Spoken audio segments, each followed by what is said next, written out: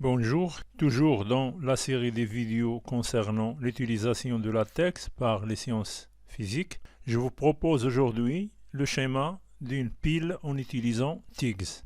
Avant d'aborder ce sujet, je vous apprends de comment faire un arc de cercle par TIGS, surtout, par exemple, des lignes courbées.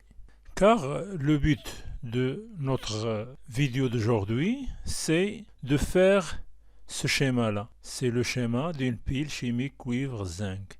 Alors pour faire ce schéma-là, vous voyez bien ici que la chose la plus difficile ici, c'est comment faire le schéma de ces deux béchers.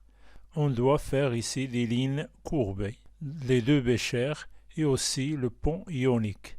Alors, pour cela, commençons par rappeler comment tracer un arc. On connaît bien qu'un arc est une portion d'un cercle de rayon R. Avant d'écrire la syntaxe d'un arc, dressons une grille pour bien déterminer les coordonnées dans un système cartésien. Comme vous l'observez, cette grille contient 16 carreaux horizontalement et 6 carreaux verticalement. Et dans cette grille-là, on va tracer nos lignes courbées qui contiennent des arcs. Alors commençons par traçons cette ligne-là plus un arc, c'est-à-dire un segment, d'après les coordonnées cartésiennes. Premier point de ce segment, c'est 1, 2. Deuxième point, c'est 1, 4. Et vous voyez bien ici que 1, 4, c'est le point de départ de l'arc. Mais ici, l'arc, vous voyez bien, il est dans le sens négatif. Donc cet arc-là, c'est une portion d'un cercle de centre O. Ce centre O-là, où se trouve-t-il? Il se trouve sur 2, 4. Donc pour moi, le premier angle ici, c'est combien? Pour moi ici, le premier angle, c'est le centre ici, c'est O. Le premier angle, c'est moins 180, car je tourne dans ce sens-là. Donc c'est moins 180. Deuxième angle, ici c'est 90 pour cette portion-là d'arc. Donc deuxième angle, c'est moins 180, moins 90, c'est moins 270. Et voilà la syntaxe. Draw 1, 2, 1, 4, c'est le segment. Arc, moins 180, moins 270, 1. Et si j'applique ce syntaxe-là, j'obtiens ce schéma-là. Pour le deuxième schéma, où c'est le schéma d'un bécher qui contient ici deux arcs. Voilà le premier arc, voilà le deuxième arc. Mais pour la syntaxe, alors suivez-moi bien ici pour comprendre bien comment j'écris la syntaxe de cette ligne-là, courbée. C'est une ligne qui se commence par ce point-là et se termine par ce point-là. Alors, on tourne dans le sens ici positif. Donc, lorsqu'on oriente deux cercles dans le sens positif, comme ça. Premièrement, il y a combien de segments ici? Il y a 3 segments. Premier segment, il se trouve, donc ici l'abscisse c'est 9. 9, c'est 9, 5.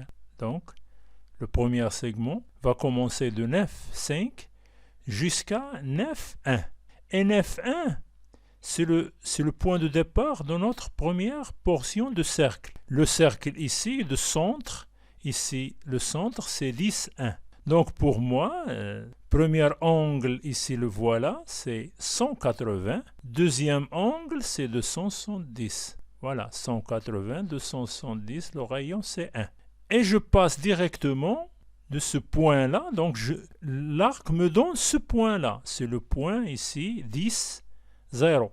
Donc 10, 0, voilà, c'est l'arc, hein, c'est le point final de l'arc. Donc je trace le deuxième segment. Ce deuxième segment, sa longueur est de 1 cm. Donc ici c'est 11, 0. 11, 0, c'est le point de départ, deuxième arc.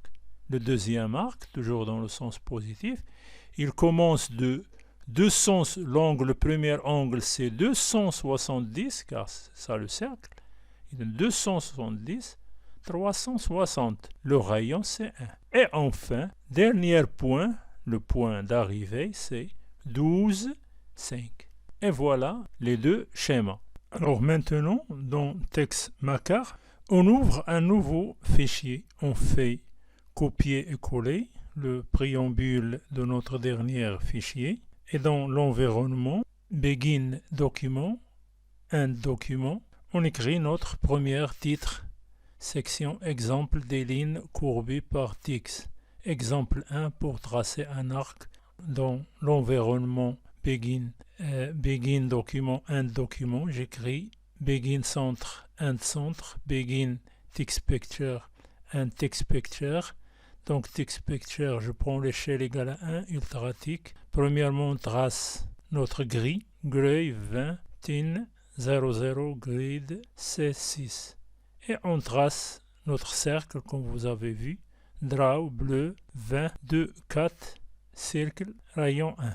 Draw 1, 2, 1, 4, c'est le segment. Arc, moins 180, moins 270, 1. Deuxième schéma. Draw 9, 5, 9, 1. Premier segment. Arc, 180, 270, rayon 1. Deuxième segment, 11, 0. Deuxième arc, 270, 361. Et le troisième segment, 12, 5. Alors, exécutons. Et voilà nos deux schémas. Alors, maintenant, passons à notre deuxième partie. C'est notre problème d'aujourd'hui.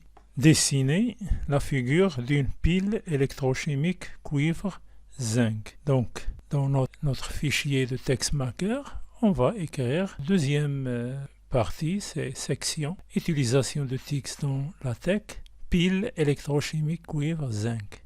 Le problème, c'est qu'il est posé comme ça, comme une expérience ou un exercice dans un bécher A. On introduit 50 ml d'une solution de sulfate de cuivre de concentration 0,1 mol par litre et une plaque de cuivre dans un bécher B. On introduit 50 ml d'une solution de sulfate de zinc de concentration C est égale à 0,1 mol par litre et une plaque de zinc.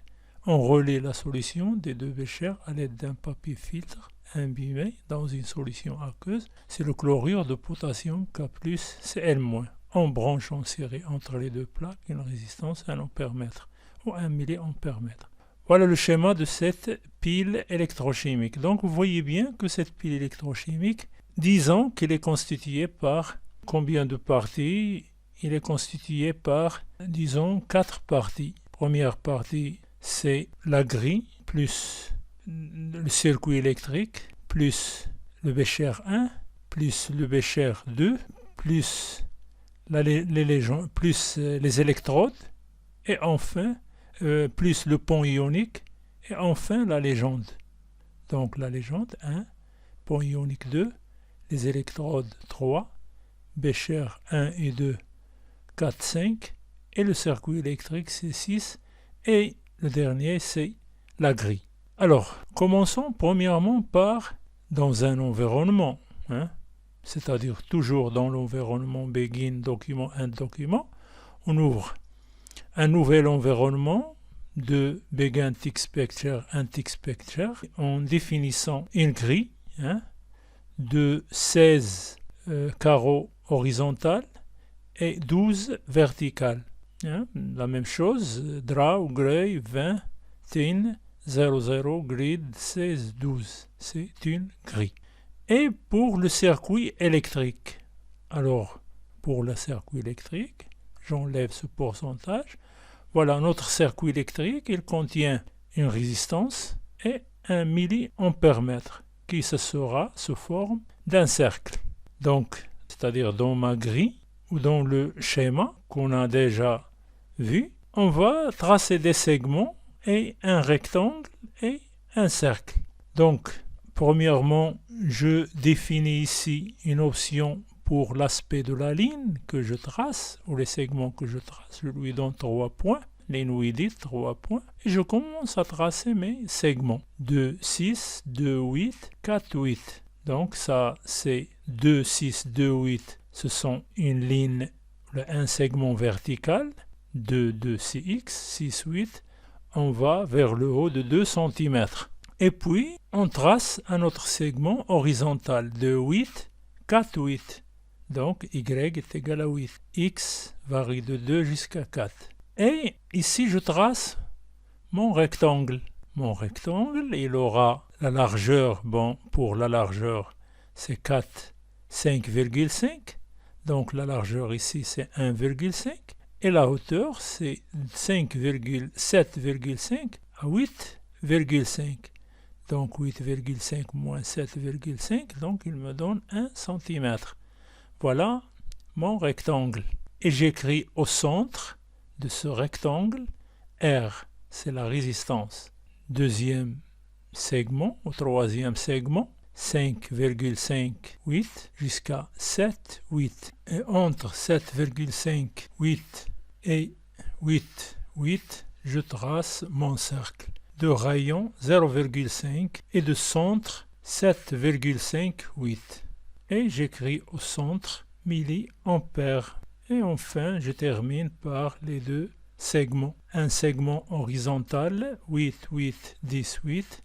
Et un segment vertical, 10, 8, 10, 6. Maintenant, passons pour tracer le Bécher 1. Je le divise en deux.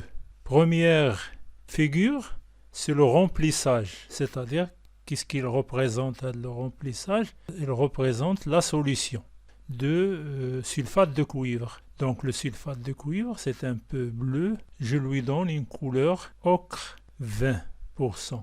Donc je définis cette couleur-là, elle est définie dans mon préambule. Voilà ma couleur qui est définie ici. Donc définie couleur ocre RGB, red, green, bleu, 52, 77, 201. Ce sont les valeurs qui sont mélangées pour avoir cette couleur-là.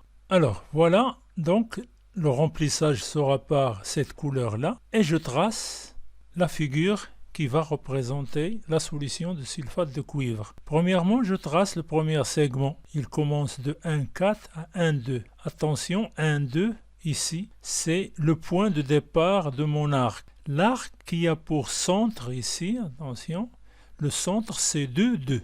Premier angle 180, 270, hein? Deuxième angle 270, rayon 1. Et puis le deuxième segment, c'est 3, 1. Arc 270, 361. Et puis les derniers segments, c'est-à-dire premier segment, c'est 4, 4. Et 1, 4, 1, 2. Attention ici, c'est un remplissage. Donc pour le remplissage, donc je pars de 4 à 4, mais je dois fermer ma figure. Donc 4, 4, 1, 4, c'est-à-dire ici, c'est un segment horizontal. D'abscisse varie de 4 à 1 et l'ordonnée c'est 4. Et puis ici c'est vertical, 1, 2. 1, يعني 1, 4, 1, 2. C'est-à-dire le Y varie de 4 jusqu'à 2. Je ferme ici ma figure. Ça, c'est pour le remplissage. Alors, si vous voulez, si on veut l'observer, bon, j'enlève ça par un pourcentage ici et j'exécute pour voyez bien cette figure-là. Donc, voilà ma figure. Vous voyez bien ici la couleur de remplissage. Puis, la limitation de cette figure, c'est un bécher. Il est rempli ici, hein, c'est les parois du bécher qui sont remplies par la solution. Et maintenant, comment je trace le bécher? Donc, le bécher il est limité par premier segment, un arc, deuxième segment, un arc et troisième segment. Regardez bien ici, c'est 1, 5 jusqu'à 1, 2. Arc qui s'arrête ici à 2, 1 jusqu'à 3, 1. Notre arc de centre, voilà le centre des arcs, 2, 2, et l'autre c'est 3, 2. Et le dernier segment c'est 4, 5. Et j'aurai ici le dessin de mon bécher. Bon, voilà, donc j'enlève ici, donc draw, ligne 8, 3 points, 1, 5, 1, 2, arc 180, 270, 1, 3, 1, arc 270, 361, et enfin 4, 5. J'exécute et voilà mon bécher rempli d'une solution de sulfate de cuivre. Maintenant, le deuxième bécher. Le deuxième bécher, voilà, c'est la même chose. Il se commence par là. Hein. Ici, j'aurai ici à peu près 1, 2, 3, 4, 5, 6, 7, 8.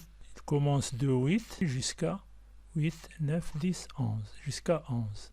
La même chose. Hein. Je fais la même chose. Seulement, je fais seulement une translation de combien? De 1, 2, 3, 4. De 4 carreaux. ou de 4 cm.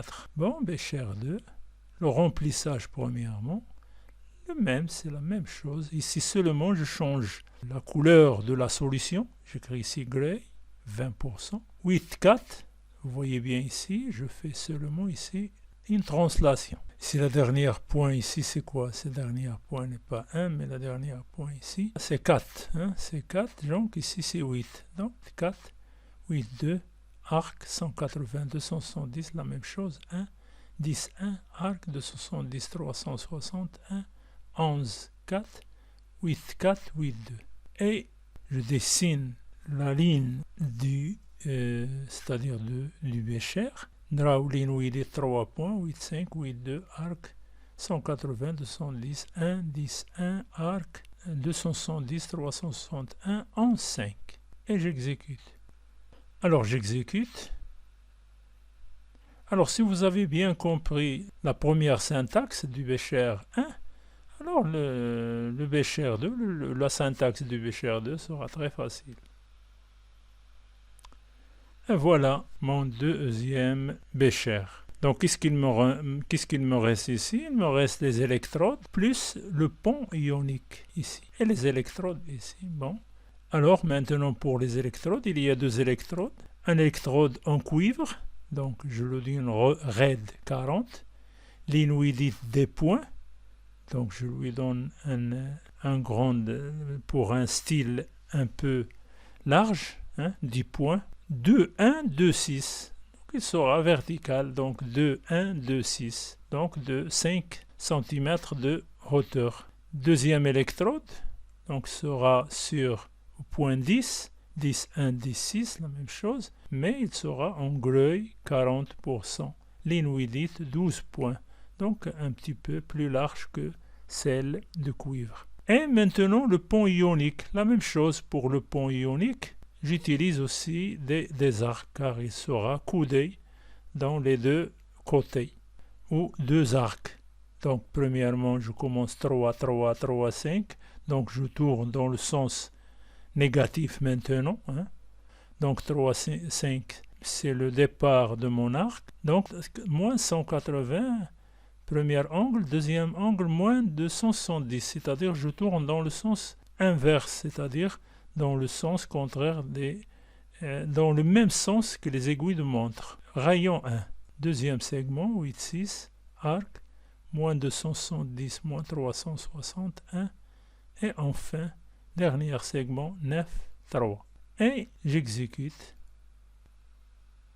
Voilà, donc voilà les deux électrodes, et voilà mon pont ionique. Donc qu'est-ce qu'il nous reste? Enfin, la légende. Donc maintenant, on va légender tout ça. On écrit ici un titre, ici cuivre, ici zinc, sens des électrons, sens de courant, pont ionique, K plus et L moins, CU2 plus SO4 moins, ZN2 plus et SO4 moins, et le titre. Bon, maintenant la légende. Premièrement, commençons par le cuivre, c'est-à-dire on va noter au point 1,7, 5,5. À gauche, on va écrire cuivre. Deuxièmement, on va noter 1,76 sur la même verticale, 1,7, 6,5 en haut. On va écrire node above en haut. Le signe plus, c'est le pôle positif ou l'électrode positif. Normalise ici pour qu'il soit un petit peu plus grand. Si je voudrais, par exemple, le grandir un petit peu, je peux ajouter ici, au lieu de normal, je peux ici large. Donc c'est mieux que j'écris ici large. Maintenant, le zinc, c'est-à-dire l'autre électrode, à droite, j'écris zinc à ce point-là, et j'écris, c'est-à-dire c'est l'électrode négatif. Donc je change ici ce code-là par, c'est-à-dire large, pour qu'il soit un petit peu grand. Donc maintenant, le pont ionique, j'écris K plus CL moins, point 6, 5,5. J'écris ici pont ionique, je l'écris au point 6, 6. Maintenant, j'écris la solution CU2 plus SO4 2 moins, au point 2, 5, 2. J'écris aussi au point 9, 5, 2 ZN2 plus SO4 2 moins, plus SO4 2 moins. J'ai écrit aussi ou bien je dessine ici une flèche en rouge. La tech, c'est sur l'axe vertical, vers le haut, de 2,6 à 2,7,5, et j'écris à son extrémité, au point 2,7,5. À gauche, j'écris I, c'est-à-dire le sens du courant I, aussi le sens des électrons dans l'autre, c'est-à-dire dans l'autre électrode, c'est l'électrode de zinc. Une autre flèche en bleu, 10,6, 17,5. À droite, j'écris électron, c'est le sens des électrons. Et enfin, le titre. Le titre ici, je l'écris en bleu 60, l'inouï des 3 points, 605 ou point 605, j'écris schéma d'une pile chimique cuivre zinc. Et j'exécute. Et enfin, j'aurai le schéma qu'on cherche. Voilà, comme vous le voyez ici. Notre schéma, il est bien clair. Maintenant, je peux enlever cette grille-là. Si je ne voudrais pas cette grille, je peux l'enlever maintenant.